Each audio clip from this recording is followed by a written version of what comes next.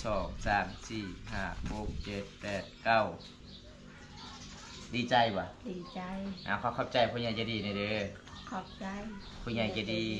โอกาสหน้ามีผู้บ่าวพังไทยอยากมาเยี่ยมมายามก็ให้มาได้บ่ได้เนาะ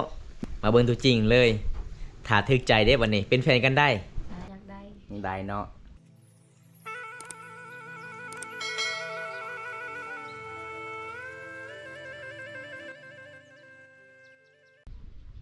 สบายดีพี่น้องสบายดีพ่อแม่พี่น้องที่เข้ามาติดตามรับชมมื้อนี้นะมื้อนี้บอมตากะ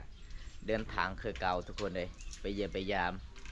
สาวใหญ่ในชนบทหมู่บ้านประเสียทุกคนเพราะว่าน้องเพิ่นกับบ่สบายเนี่ยบ่มีเงินได้ซื้อยาก็เลยมื้อนี้บอมตากะจัดให้ตามคำขอผู้ใหญ่ใจดีจากประเทศไทยบอมตาไปเยี่ยมไปยามให้ทุกคนในการเดินทางบอมตาก็บ่ได้ถ่ายให้ FC ได้รับชมเพราะว่าเส้นทางมันคนลำบากเลยทุกคนเลยเพราะว่าคิดคุณมันหลายถ่ายได้ถ่ายเส้นทางก็คือบอมตาเดินทางมันก็สิสาเนี่ยมื้อนี้ก็ได้สิพอหรือบ่น้องพี่น้องเพราะว่าอันนี้จะเป็นบางของน้องได้หมู่บ้านนี้ก็เป็นหมู่บ้านนอกที่สุดกับตัวเมืองทุกคนเอาจะได้ก็ไปรับชมน้ำกันเลยพี่น้องจะเป็นบ้านน้องเดียวมื้อนี้ก็ได้พอน้องอยู่กันอยู่ศาลนะเด้อทุกคนสบายดีสาวใหญ่สบายดีป้าได้ชิ้นงามเนาะมื้อนี้เนาะงามคือเจ้าของเด้ จักเดือนแล้วจะตามชิ้นเจ้านี่หลายเดือนแล้วอ๋อใส่ว่าบ่สบายบ่สบายเลยบ่ อ๋อกินยาหรือบ่น้องบ่มีเงินจะซื้ออ๋ออันนี้คือเป็นสินมุกเนาะบ้านเฮาเอิ้นสินมุกเด้อทุกคนอันนี้คือสาวใหญ่ได้พอแต่สาวใหญ่สาวเก้ยบ่น้องเจ้าเก้ยบ่เก้ยไปเรียนหนังสือแล้วอ๋อไปเรียนหนังสือแล้วเด้อทุกคน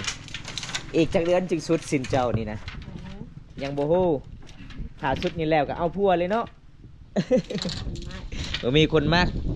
เอ้าบอกผู้บ่าวพังไทยคันสิมักเจ้านี่นะเอ้าบ่เอลี่บ่อ๋อเพิ่นว่าเอาได้เด้อทุกคนสิเอาผู้บ่าวอายุรุ่นเท่าใดจะว่าเอาได้แบบใดก็ได้โอ้แค่จริงใจกับพ่อเนาะแค่มีเงินซื้อพายเฮาตำสินเนาะ เอาทุกคนมื้อนี้ดิพ่อน้องกำลังตำสินนะพี่น้องเกียรติชนบทตอนเป็นสาวโสดนี่ต้องเอา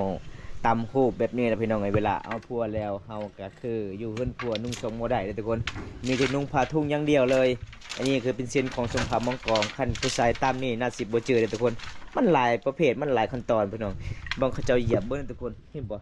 มีจักอันพี่น้องโอ้ยน่าสิบ่เจอเลยครับบ่าวตาตำคูบแบบนี้ทุกคนเวลาเจ้าตำนี่เจ้าบ่ได้แนมเบิ่งเนาะเจ้าจื้อได้เนาะจะเหยียบเนาะอ๋อเจ้าเฮียนมาน้ำไผ่เนาะนายแม่บ่โอ้ไอแม่เจ้าเก่งเนาะ สวัสดีแม่ตำสิ้นจกราคาแพงเนาะบ้านเฮาขายเนาะเอาอันนี้คือน้องบ่สบายนี่น้องก็เลยตำสิ้นน้องสาวเจ้าก็ตำเป็นคือกันบ่บ่เป็นบ่ได้เฮียนเนาะถ้าเฮียนต้องเป็นเนาะโอ้หมดแล้วเด้ฝ่ายของน้องฝ่ายกับเบิดเงินกับเบิด นี่อันนี้คือขั้นตอนน้องกะจิใส่ต่อเด้อทุกคนหลังจากน้องตำแล้วน้องกะจิใส่ต่อ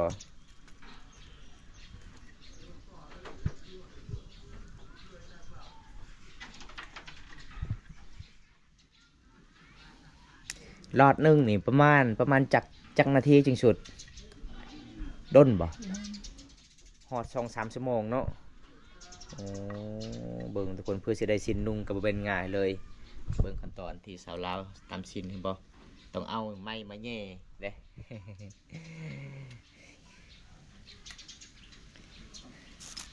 ใส่2 หลอดก็ได้บ่ใส่2 หลอดบ่ได้เนาะเอามาเบิ่งน้องตำสินก่อนนะพี่น้องถ้าบ่ได้อยากไปเบิ่งวิถีชีวิตสาวลาวตำสินแบบเดิมๆเลยก็คือมาได้บ้านประเสียใหญ่เด้อทุกคนหมู่บ้านนี้กานอกที่สุดกับตัวเมืองเลยมื้อนี้น้องฮู้ยังว่าอ้ายมาเยี่ยมมายามเจ้าบ่ฮู้เลยมื้อนี้อ้ายมาพากหัวใจฟังไทยมาอยู่น้ำเจ้าเด้อได้บ่นี่เพิ่นว่าได้เด้อทุกคน กินข้าวกินน้ำเลยบ่อ้ายมามื้อนี้ได้อาหารหยังบ่มีอาหารกินบ่ได้ไปซ่อนเขียดบ่คืนนี่อ๋อเมื่อยหลายบ่สบายเนาะ ก็เลยบ่ได้ไปทุกคนปกติไปเยี่ยมยามมื้อนั้นน้องก็ได้เครียดน้องก็ไปสอนให้บอมตามื้อคืนมื้อสานแน่โอ้ยขยันหลายเลยน้องคนนี้พี่น้องหลังจากมาเล่นมาแอนอยู่ตารางเฮือนแล้วตอนนี้พาน้องขึ้นเฮือนขึ้นศาลนะทุกคนใช้ว่าจะว่าบ่มีไผอาบน้ำมีแล้วบ่มีคือเก่าโอ้ทุกคนอันนี้ก็คือบอมตาซื้อให้น้องเด้อผ้าเช็ดตัวเวลาอาบน้ำด้วยน้องเด้อ เห็นน้องเวลาอาบน้ำนี่น่าสิลำบากแน่บ่มีผ้าเช็ดตัวเลยเนาะมื้อนี้อายมาฝากใจผู้บ่าวพังไทยอยู่น้ำเจ้าได้บ่ ได้ ได้เนาะหับได้บ่ ได้ หับแล้วจะส่งคืนได้ เอาทุกคนวันนี้มาเยี่ยมมาหยาบน้องคือเก่าพี่น้องเป็นหยังกับสับเจ้าคือจะบีบให้แง่งมันตายหรือวะน้อง ได้ โอ้สับพี่แล้วบ่มีเงินสิแปลงเลย บ่มี โอ้ทุกคนหน่อยน้องว่าบ่มีเงินสิแปลงเลยทุกคนวันนี้ก็ไปเยี่ยมมาหยาบน้องบ่สบายแน่แล้วก็มื้อนี้บำตากะมาฝากใจ FC อยู่น้ำสาวใหญ่เด้อพี่น้องสาวบ้านปะเสียใหญ่สาวสวยบ้านป่าน้องคนนี้สุดยอดเลยวิถีชีวิตน้องขยันหลายเลยพี่น้องบำตาไปเยี่ยมพยายามตอนนั้นกะวัดคำสิเบาน้องคนนี้ขยันเลยทุกคนเลยเป็นจะไดดีใจบ่ได้แพ้สโตดีใจบ่ดีใจเนาะ ปกติข่อยเห็นเจ้าเวลาไปอาบน้ำนี่บ่มีผ้าเช็ดโตวเลยถือแต่ผ้าทุ่งอาบน้ำเวลาหอนเทือนหอนสารมันกัดสิคันๆนิดนึงเนาะบ่มีผ้าเช็ดโตวเด้มื้อนี้บำตากะจัดให้น้องพี่น้องเองเพราะว่าเห็นน้องเวลาอาบน้ำกะบ่มี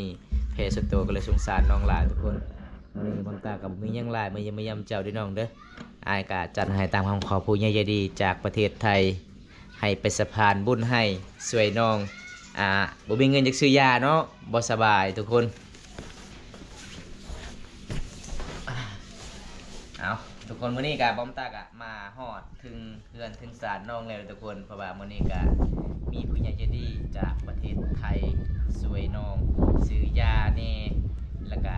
ซื้อยาปวดไข้หรือว่าลดไข้พี่น้องก็เลยมื้อนี้บอมตากะบ่ได้ซื้อยาให้น้องทุกคนเลยบอมตาเดินทางมันไกลพี่น้องก็เลยบ่ได้เข้าเมืองน้องบอมตาเข้าเส้นทางลัดว่าบ้านน้องก็เป็นบ้านน้องไปสุดกับตัวเมืองอันนี้เป็นแพรที่บอมตาซื้อมาแต่เมื่อซื้อนี่มาจากเพชรบูรณ์พี่น้องก็เลยซื้อมาให้น้องใส่ทุกคนเห็นน้องๆเวลาอาบน้ำก็บ่มีแพรสดโตอันนี้เงินผู้ใหญ่ใจดีฝากมาน้ำอายเด้อน้องเด้อ1 2 3 4 5 6 7 8 9เอาดีใจป่ะ ดีใจ ขอบใจผู้ใหญ่ใจดีเด้อ ขอบใจ ผู้ใหญ่ใจดีจากพังไทย จากคนไทย ขอให้อายอยู่ดีมีแห้ง ขอให้อาย ขอให้อยู่ดีมีแห้ง ขอให้ร่ำให้รวย ขอให้ร่ำให้รวย แต่นี่ต่อไป ทีนี้ต่อไป ขอให้อายุมันคนยืน ขอให้อายุมันกันยืน ดีใจป่ะ ดีใจ บ่คือบ่ฟันเลยว่าสิได้เงิน ขึ้นมา อ๋อเพราะว่าน้องได้เงินครั้งแรกเลยเนาะในชีวิตเพราะว่าน้องก็บางคนก็เอิ้นบางคนก็บอกว่าเจ้าได้เงินแป้นใหญ่ๆเป็นคนหางคนมีในชนบทบ่แม่นเนาะเขามีที่เฮือนเนาะเฮือนนี่ก็คือเจ้าได้เฮือนก็คืออ้ายเจ้าไปเฮ็ดงานอยู่ประเทศไทยแล้วก็น้องสาวเจ้าไปเฮ็ดงานอยู่เวียงจันทน์บ่อ๋อหลังจากนั้นก็เจ้าได้เงินก็เจ้าพากให้แล้วมีพ่ออ๋อก็เลยพอเฮ็ดเฮือนคันเจ้าอยากไปเฮ็ดงานนำอ้ายแล้วก็นำน้องเจ้าก็คือบ่มีไผช่วยเหลืออีแม่เนาะอ๋อบ่สาวใหญ่เจ้าบ่สบายจักมื้อเลยเนาะ ลายมือ ไล่มือแล้วบ่มีเงินจักซื้อยาเลยอ๋อไอพ่อแม่ก็บ่มีเงินบ่ ที่คอยมีกับบ่มี อ๋ออีพ่อตอนนี้ไปไส เดี๋ยวงู เลี้ยงงัวส่วนอยู่เฮือนคืออีแม่กับเจ้า ส่วนน้องสาวไปเรียนหนังสือแสดงว่าอยู่เฮือนตอนนี้ยังอยู่4คนเนาะ2คนอ้ายเจ้ากับน้องเจ้าก็คือไปเฮ็ดงาน โอ้ทุกคนมื้อนี้ก็มาเยี่ยมมายามน้องบ่สบายแน่มื้อนี้ก็ขอขอบคุณหลายๆผู้ใหญ่ใจดีจากฝั่งไทยที่เสียมาและบันใจบอมตาคนนี้ไปสะพานบุญให้มื้อนี้บอมตาก็ได้ทำบุญร่วมกันทุกคนได้มอบในมือน้องๆแล้วเพราะว่าเห็นน้องก็บ่สบายแน่แล้วก็บอมตาก็เอาเงินบอมตาเองมาซื้อให้น้องผ้าเช็ดโตวเห็นแล้วน้องก็สงสารหลายเวลาน้องไปอาบน้ำมื้อนั้นบอมตาก็ตามติดวิถีชีวิตสาวลาวหมู่บ้านนี้ทุกคน ก็คือบอมตาก็มาเดินทางหมู่บ้านนี้3 เทื่อแล้วทุกคนเป็นครั้งที่3เนาะนี่เนาะไอมาเนาะปกติบอมตาก็บ่เคยมาทุกคนเพราะว่าเวลาเข้าหมู่บ้านนี้เพราะว่าเป็นหมู่บ้านที่นอกตัวสุดกับตัวเมืองก็เลยแวะมาเบิ่งก็เลยเจอสาวใหญ่ เป็นสาวสวยบ้านป่าน้องคนนี้น่าฮักและขยันพี่น้องบอกคุยใจดีทุกคนทางอีพ่ออีเมอันนี้เป็นบ้านเจ้าเนาะเอาไว้เลยน้องเงินน้องได้เงินแล้วน้องให้นำอีเมหรือว่าให้นำอีพ่อ ให้แม่ ให้แม่เนาะให้แม่ซื้อยาให้อ๋อจะเป็นบ่ขับรถบ่ เป็น บ่เป็น เป็น เป็นอยู่เนาะอ๋อเป็นอยู่เด้อทุกคนเลยเพิ่นขับรถได้อยู่บ้านน้องนี่บ่มีเงินบ่มีเขาเจ้าขายยาบ่ บ่มี บ่มีเลยคันอยากซื้อยาต้องเข้าอยู่ในเมืองอ๋อทุกคนคันอยากซื้อยาต้องเข้าในเมืองเอาไว้เลยเงินเจ้าจะน้อยปิวมันเลยเด้ ลมพัด เอาโทรศัพท์น้องกาแฟเนี่ยเห็นโทรศัพท์น้องเปิดค้างๆดับๆโอ้ยโทรศัพท์เจ้าเพจักเดือนแล้วน้อง อะไร เบิ้งแบบใดยังหน้าจอแตกมันแล้วนี่นะเป็นยังฮะข้างเลยเนาะสัมผัสบ่ได้เนาะโอ้ยไปน้องโทรศัพท์ของน้องนี่เบิ้งทุกคนสัมผัสบ่ได้หน้าจอมันแตกบ่มีเงินจะเปลี่ยนบ่น้องหน้าจอบ่ บ่มี มันแพงเนาะประมาณ400,000 กีบเลยทุกคนหน้าจอคันเปลี่ยนหน้าจอใหม่น่าสิได้อยู่เนาะลินเนาะอันนี้บางช่วงมันค้างก็มีทุกคนโทรศัพท์เจ้าซื้อมาจักปีแล้ว 2 ปี 2 ปีแล้ว โอ้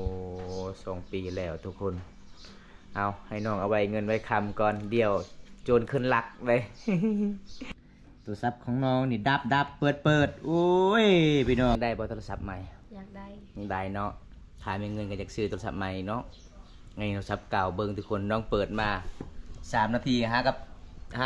เป็นพี่น้องเลยมันสิตายตลอดนะโทรศัพท์เจ้าเนาะตายเป็นนะทุกคนได้เงินมาแต่ใส่ซื้อโทรศัพท์ อายซื้อให้ อายชื่อให้เหรอวะอายเจ้าไปเฮ็ดงานอยู่ประเทศไทยนะบ่พี่น้องเอาอีเม่เพื่อนมียังนี่ไหมเท่า บ้องไม่ดอก บ้งบ่มันยังมันด่างบ่โอ้เบิ่งพี่น้องเอ้ยมันยังมายามเพิ่นมื้อนี้อีแม่เพิ่นก็สิให้กินมันด่างเด้มันด่างปลูกมาแต่ให้แต่สวน เอ้าสาวใหญ่บ่ใส่กระโตกก็ได้ถ้าใส่กระโตกเดี๋ยวจังนั้นมันไปเด้ฮอดให้คือเก่า โอ้จะดีเนาะแม่เจ้าเนาะสาวใหญ่น้ำกินหรือว่าเหล้าอันนั้นบ่ฮะ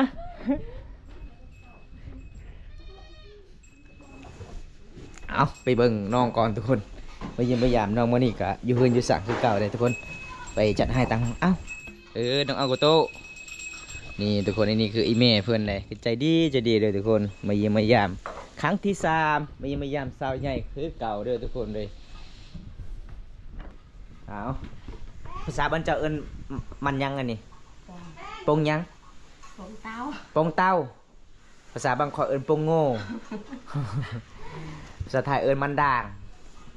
ปงเต้าเนาะกินแล้วเต้าเลยบ่ เอากินแล้วแม่น้องเอิญFCกินนี่เด้อ ก้อย มาเด้อกินปงปลาเต่าเหมือนกันเด้อ กินมันนำกันเด้อ FC เอิญเลยไหม สิกินนำกันเด้อ นี่แซ่บเนาะเจ้าปลูกหรือไว้เมย์ปลูกนี่นะ อีแม่ อีแม่เจ้าบ่ได้ปลูกเลย เวลาปลูกข้าวให้น้องก็ปลูกกับมันหรือบ่แสบหลายเลยคนมันสะเพราจีมันแสบกว่าสุดยอดเลยแสบหวานเนาะ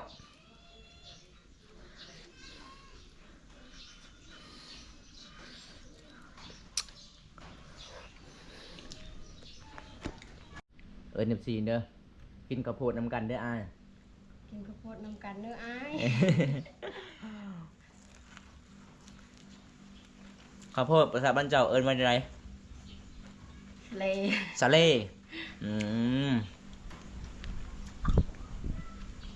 อ๋อสาวใหญ่ที่ซักผ้าวันนันตีแม่นครับแจกเพจบอน้อแจกเด้อถ้าอยากทาหักน้องก็ทักหาได้เด้ออ้าย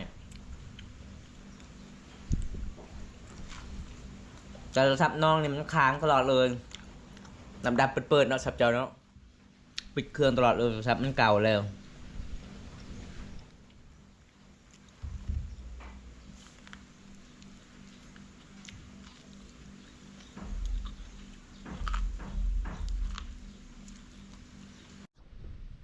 สาวใหญ่มี FC คนหนึ่งจากประเทศอเมริกาเพิ่นถามว่า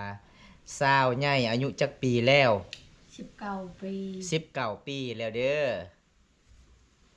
ถ้าว่าอยู่เมืองไสยภูมิเพิ่นว่าให้เจ้าไปเลี้ยงสร้างได้บ่ โอ้โหทางไป บ่ฮู้ทางไป FC ถามว่าเจ้าอยู่แขวงใดน้อง แข่งสวรรณเขต แขวงสวรรณเขตเด้อกินข้าวไปว่าจังใด จ่าด้อย จาโดยเด้อกินข้าวไปว่าจาโดยเด้อมันคล้ายๆกันเนาะภาษาเนาะไทยสู่ทางอ่าทางบ้านเฮากับภาษาทางซวยทางพังไทยคือกันเลยเด้ภาษาบ้านเฮาคือกันเลยพังไทยก็มีรูพังลาวก็มีรู พังไทยก็มีผู้ไทยฟังลาวก็มีผู้ไทยภาษาคือกันหมดเลยเด้อทุกคน FC จากอเมริกาเพิ่นถามว่าข่อยอายุ50ปีเจ้ารับได้บ่ หับได้ รับได้เด้อ ยันเข่าบ่หักเฮา นี่รับได้ยันเจ้าบ่ฮักเฮาเพิ่นว่าขะดองแพงบ่ 50 ล้าน 50 ล้านโอ้50 ล้าน50 ล้านเงินลาวเฮาบ่หรือว่าเงินบาท เงินลาว เงินลาว50 ล้านเงินลาว50 ล้านนี่เจ้านับเป็นบ่สาวใหญ่ อันดับบ่เป็น นับบ่เป็นเลยฮู้แต่50 ล้านซื่อๆเนาะ บาปบุญตาครับถามน้องให้แน่อยากมาไทยอยู่อุบลบ่อยากไปบ่ประเทศไทยอุบลบ่อยากไปเป็นหยังบ่อยากไปน้อง บ่มีคนช่วยเวียกไป บ่มีคนอยากช่วยเวียกพ่อแม่โอ้ถ้ามีคนช่วยเวียกพ่อแม่น้องก็ไปคือกัน ส่วนอายเจ้าก็ไปประเทศไทยเลยเนาะไปเฮ็ดงานเนาะน้องทราบเฮ็ดงานอยู่ไสน้องเจ้า อยู่ยัง อยู่เวียงจันทน์โอ้ถ้าน้องไปก็บ่มีไผช่วยเวียกเลยอ๋อน้องเว้าว่าบ่มีไผช่วยเวียกอีพ่ออีแม่เด้ออ้ายเด้อ FC บอกว่าถึกแท้ขะดองจะบ่แพง50 ล้าน แต่บ้านเฮาแพงแล้วเนาะเฮ็ดสวนมันตลอดเด้บ่ได้เงินเด้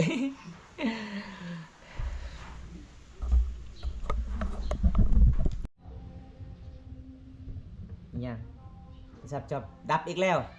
เบิ่งบ่ปิดเครื่องอีกแล้วโทรศัพท์แต่บำตามมามื้อนี้ก็7-8 เทื่อแล้วข่อยเบิ่งโทรศัพท์เจ้าดับๆเปิดๆมอดๆโอ้ยพี่น้องเอ้ยน้องบ่มีเงินจักซื้อโทรศัพท์ใหม่โทรศัพท์อ้ายเจ้าซื้อมาแต่ประเทศไทยบ่อ๋อยันโทรศัพท์มือสองว่าอ้ายเจ้าซื้อมาขอเพจแหน่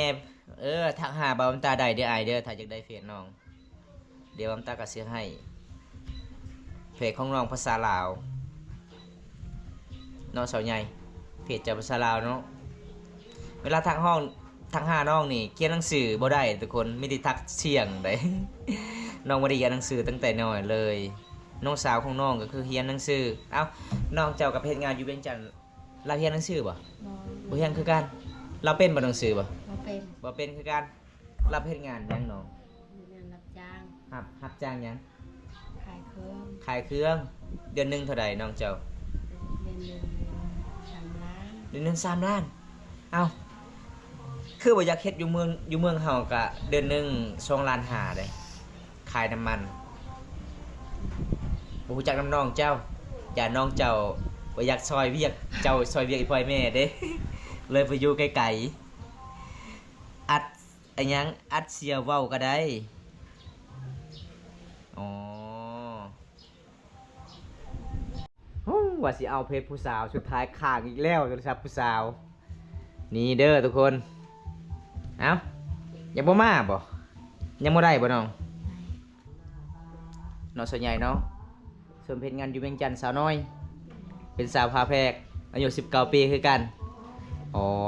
คันน้องเจ้ามานี่จะอยู่นำกันหน้าตาคือกันเลยบ่ ลงเลยเนาะคันผู้บ่าวมาหาเนาะ ว่าได้เป็นแฟนกับเจ้านี่เบิ่งบ่คักนี่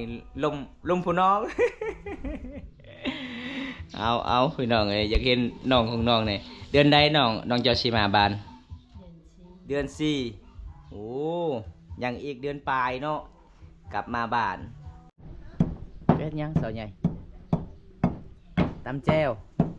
จะกินหยังตำแจ่ว เป็นสาวใหญ่ตำมักเผ็ดกลูงโอ้พี่น้องเสียงดังขนาดเลยได้มักเผ็ดเจ้าแห้งเนาะตำมันยากทุกคน นี่ละวิถีชีวิตสาวสวยบ้านป่าทุกคนมาเยี่ยมมายามเมื่อใดน้องก็ใจดีเลยน้องก็บ่มีอาหารน้องเอามักเผ็ดมาตำเบิ่งทุกคนมักเผ็ดนี่ตำยากอะไรมักเผ็ดเจ้านี่มักเผ็ดให้หรือว่ามักเผ็ดจะซื้อมาตีเมืองอยู่ให้โอ้ก็คือน้องปลูกมักเผ็ดมาแต่ให้แต่ส่วนทุกคนปลูกมันแน่ต้นเข้ากัน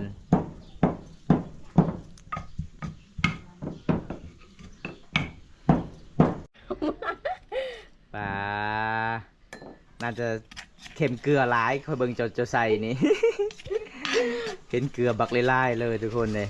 จะกินแจ่วจะกินส้มบ่ บ่ กินข้าวบ่สาวใหญ่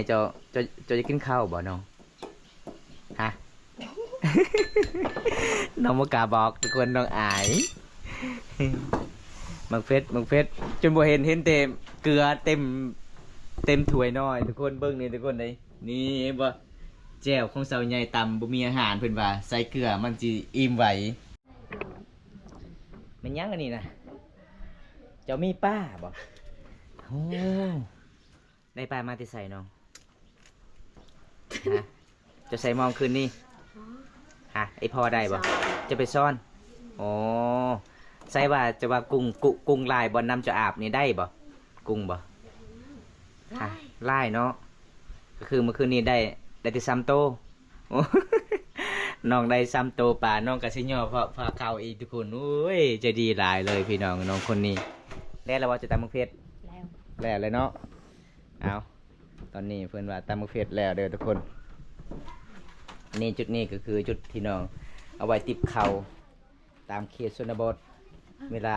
เน่งเขาเป่าไผ่สำเร็จสวยเขาแล้วน้องกระสีเกาะไว้จุดหันโอ้อันนี้คือน้องกระสีย่อพาเข่าอีกทุกคนสุดยอดเลยน้องคนนี้เด้อ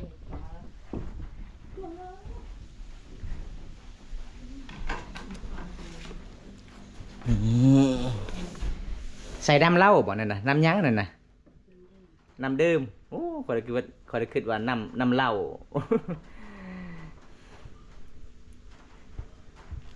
นี่น้ำบานเฮาเนาะน้ำปลาแดกบานเฮาเด้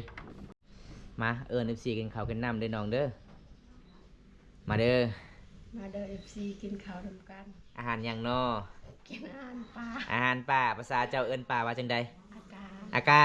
บ่แม่นเสียบ่ บ่แม่น บ่แม่นภาษาบางข่อยเอิ้นเสียเด้ ภาษาตรีเอิ้นเสียนี่ทุกคนมีปลาหยังปลาจาดปลาขาว3ตัวน้องไปสอนคืนนี้มีเจมมักพิษแล้วก็มันสำพลังบ่แม่นมันสำพลังมันด่างเด้อพี่น้องมีข้าวโพดไปพร้อมสุดยอดเลยน้องคนนี้ถ้าบ่ได้หิวข้าวหิวน้ำต้องกินเนาะกินได้บ่ กินได้ ทุกคนเอาบอมตากาสิพายก่อนตามประเพณีทุกคนต้องกินแบบนี้พี่น้องเห็นบ่ถ้ามาเขตชนบทต้องไฟต้องจัดแบบนี้เวลาเฮาการเดินทางเฮาการลดรางกับปลอดไฟพี่น้องบ่ให้เจ็บบ่ให้ไข้พี่น้องสำคัญที่สุดเลยทุกคนประเพณีบ้านเฮาพี่น้องแบบนี้ล่ะทุกคนถ้าบ่ได้มาเขตชนบทลาวสมภารมังกรสาวลาวหลายคนยอผ้าขาวให้กินทุกคนเอาสาวใหญ่มื้อนี้อ้ายบ่มีหยังหลายมาเยี่ยมมายามเจ้าเด้อเพราะว่าขอให้น้องสาวไวๆเด้อบ่สบายเด้อน้องเด้อเพราะว่ามีผู้ใหญ่ใจดีจากประเทศไทยเป็นห่วงเจ้าก็เลยมื้อนี้บอมตาก็จัดให้ตามคำขอผู้ใหญ่ใจดีไปสะพานบุญให้บอมตาก็สิกลับบ้านกันเด้อน้องเด้อถ้าโอกาสหน้ามีผู้บ่าวพังไทยอยากมาเยี่ยมมายามก็ให้มาได้บ่ได้เนาะอยู่เฮือนอยู่ศาลเฮาเลย มาเบิ่งตัวจริงเลยถ้าถึกใจเด้วันนี้เป็นแฟนกันได้ ได้ ถ้าบ่ถึกใจเป็นพี่น้องกันได้โอ้พี่น้องอันนี้คือสาวใหญ่บ้านสาวใหญ่อยู่กันของน้องตอนนี้